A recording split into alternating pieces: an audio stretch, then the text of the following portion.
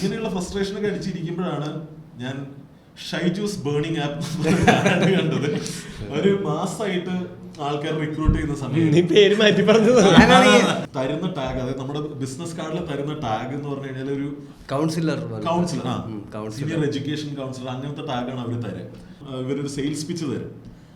Sales പിച്ചിൽ standard ആയിട്ട് ഇവരുടെ ഏറ്റവും ആദ്യം സെയിൽസ് ചെയ്ത് പുലികളായ കുറച്ച് പേരുണ്ട്.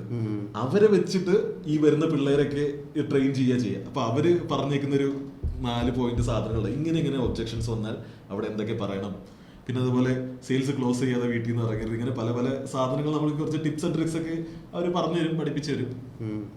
എന്നിട്ട് വീട് കയറി ഇറങ്ങണം. പിന്നല്ല, ഈ കോൾ സെന്ററിൽ ഇരിക്കുന്ന പോലെ ആൾക്കാർ ഇരുന്ന് സ്റ്റുഡൻസിനെ അല്ലെങ്കിൽ അവരുടെ പാരന്റ്സിനെ വിളിച്ചുകൊണ്ടിരിക്കുക ആ ഫോമിൽ തന്നേക്കുന്ന നമ്പറിലോട്ട്. എന്നിട്ട് ഈ പറഞ്ഞ പോലെ മോൻ ഈ ഏരിയയിൽ കുറച്ച് വീക്കാണല്ലോ, നമ്മൾ ശരിയാക്കി തരണം, നമ്മുടെ ഒരു മൂത്ത ടീച്ചർ അങ്ങോട്ട് വരുന്നുണ്ട്, പുള്ളി സൂപ്പറാണ്, എല്ലാം ശരിയാക്കി തരുമെന്ന് പറഞ്ഞിട്ട് ഒരു അപ്പോയിന്റ്മെന്റ് ഫിക്സ് ചെയ്യും. വേറെ ചേട്ടൻ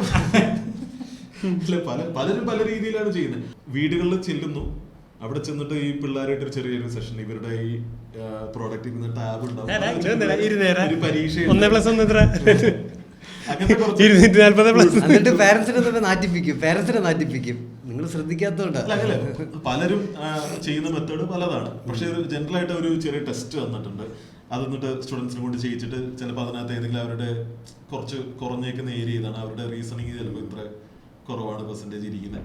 അപ്പൊ അതിൽ പിടിച്ച് നിങ്ങൾക്ക് പിന്നീട് സംസാരിക്കാം. പ്രശ്നമാണ് ഇങ്ങനെ കുറെ പ്രശ്നങ്ങൾ പറഞ്ഞിട്ട് ഏറ്റവും അവസാനം നമ്മൾ സൊല്യൂഷൻ ആയിട്ട് പ്രസരിക്കുന്നത് അനീസൊക്കെ എപ്പോഴും പറയുമല്ലോ ഇങ്ങനെ എഡ്യൂക്കേഷൻ ആണ് നിങ്ങൾക്കുള്ള ഏറ്റവും ഒരു പിടിവള്ളി എന്ന് പറയും, എല്ലാവരും വിശ്വസിക്കുന്ന പേരൻസ്.